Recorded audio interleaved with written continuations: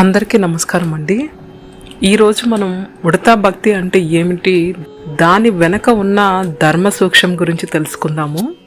నిజానికి ఉడతా భక్తి అనే పదం రామాయణం నుంచి పుట్టింది. సీత కబురు తెలిసిన తర్వాత రాముడు లంకకు బయలుదేరుతాడు. సముద్ర తీరం చేరిన తర్వాత వానరసేన ముందుకు సాగేందుకు దారి లేక దారి ఇవ్వమని సముద్రుడి మీదకు బాణం ఎక్కుపెడతాడు. అప్పుడు సముద్రుడు రాముడు ముందుకు వచ్చి అది తన చేతిలో పని కాదని, వారధి నిర్మించుకునేందుకు తను సహాయం చేయగలనని వేడుకుంటాడు. అందుకే సముద్రం మీద వేసిన రాళ్ళు మునిగిపోకుండా నీటి మీద తేలియాడుతూ ఉంటాయి. వానరసేన సహాయంతో సముద్రం మీద వారధి నిర్మించే బృహత్ కార్యక్రమం మొదలు పెడతాడు శ్రీరాముడు.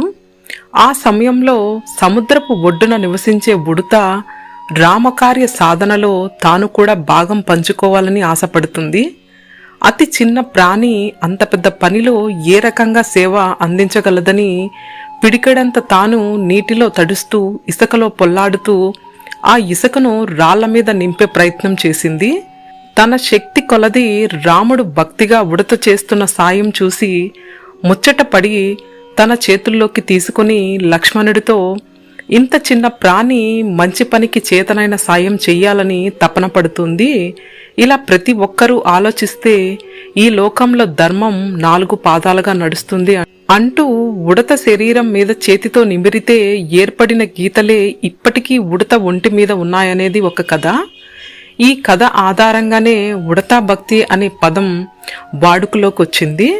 ఉడతా భక్తి, ఆ భక్తికి కారణం పూర్వజన్మ అనే కథ యొక్క వృత్తాంతం గురించి తెలుసుకుందాము. శ్రీరాముని కరుణకు సంబంధించిన ఉదాహరణ చెప్పాలంటే ముందుగా చెప్పేది సేతుబంధన సమయంలో ఉడత చేసిన చిన్న సహాయము. శ్రీరాముడు దానిని తన చేతుల్లోకి తీసుకొని దానిని నిమిరి, ఆ నిమిరినప్పుడు పడిన శ్రీరాముని వేళ్ళు గుర్తులు ఇప్పటికీ ఆ ఉడతల వీపు పైన ఉన్నాయని చెప్తారు. మరి ఇంతలా ఆ రాముని చేతిలో నిమరించుకున్న ఉడత, ఆ ఉడతకు రాముని కార్యంలో సహాయం చెయ్యాలన్న ఆలోచన ఎలా కలిగింది? దానికి కారణం ఈ ఉడత పూర్వజన్మలో, ఈ పూర్వజన్మ కథను అద్భుత రామాయణంలో ప్రస్తావించారు. పూర్వకాలంలో ఒక బ్రాహ్మణ కుమారుడు కాశీ నగరమునకు వెళ్ళి అక్కడ సకల విద్యలు నేర్చుకుని తిరిగి తన స్వగ్రామానికి చేరుకున్నాడు. అతని పాండిత్యమును నిలిచి వాదనములతో ఎవ్వరూ నిలవలేకపోయారు. అతడి ఖ్యాతి నలుదిశలా వ్యాప్తి చెందింది. అతనితో పాటుగా అతని తండ్రి కూడా ప్రజలు కీర్తించేవారు. అయితే ఆ పొగడ్తలను విన్న అతని తండ్రి ఆ పొగడ్తలను చాలా మర్యాదగా, మా అబ్బాయి ఇంకా చిన్నపిల్లవాడు, ఇంకా నేర్చుకోవాల్సింది చాలా ఉన్నదని చెప్పేవాడు. ఆ మాటలు ఆ కుమారునికి రుచించేవి కాదు. తన తండ్రి బ్రతికి ఉన్నంత కాలం తనకు అలా చిన్న పిల్లవాడిలానే చూస్తూ ఉంటాడని, కనుక తన తండ్రి చనిపోతేనే బాగుండు అనుకోవడం మొదలుపెట్టాడు. అలా ఆలోచిస్తూ కొంతకాలానికి తానే తన తండ్రిని చంపేయాలని అనుకున్నాడు. ఒకరోజు తన తండ్రి ఇంటిలోకి వస్తున్న సమయంలో అతని మీదకు ఒక కర్రను గురిచూసి విసిరాడు. ఆ దెబ్బకు మూర్ఛిల్లిన తండ్రి కొంతసేపటికి తేరుకుని, ఎంత విద్యా జ్ఞానం ఉన్నా విచక్షణ కోల్పోయిన కారణంగా ఇంత క్రూరమైన కార్యం చేశాడు కనుక క్రూర మృగంగా జన్మించమని శపించాడు. కొడుకు తన తర్వాత జన్మలో ఒక పెద్ద పులిగా అడవిలో జన్మించాడు. ఒకసారి తండ్రి బ్రాహ్మణుడు వేరే ఊరికి వెళ్ళవలసి వచ్చింది. ఆ అడవి మార్గంలో వెళుతూ ఉండగా పులిగా జన్మించిన కుమారుడు అతని మీద దాడి చేయబోయాడు.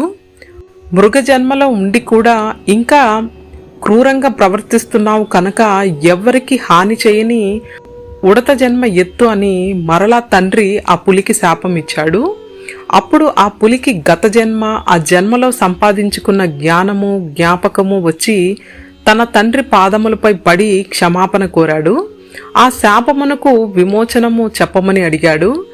అలా కుమారునిలో పశ్చాత్తాపం గమనించిన బ్రాహ్మణుడు, నీకు ఏమి ఉపకారం జరగకపోయినా నీవు ఏనాడైతే పక్కవారికి సహాయం చేస్తావో ఆనాడు సాక్షాత్తు శ్రీ మహావిష్ణువు నిన్ను స్మరిస్తాడు, ఈ విధంగా నీకు శాప విమోచనం కలుగుతుందని చెబుతాడు.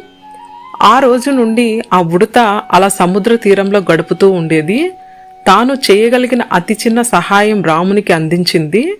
ఆ సహాయమునకు బదులుగా రాముడు ఆ ఉడతను పట్టుకుని కారణంగా ఆ బ్రాహ్మణ కుమారుడికి శాప విమోచనం కలిగిందని చెబుతారు. ఓం నమో నారాయణాయ. గోవింద హరి గోవింద.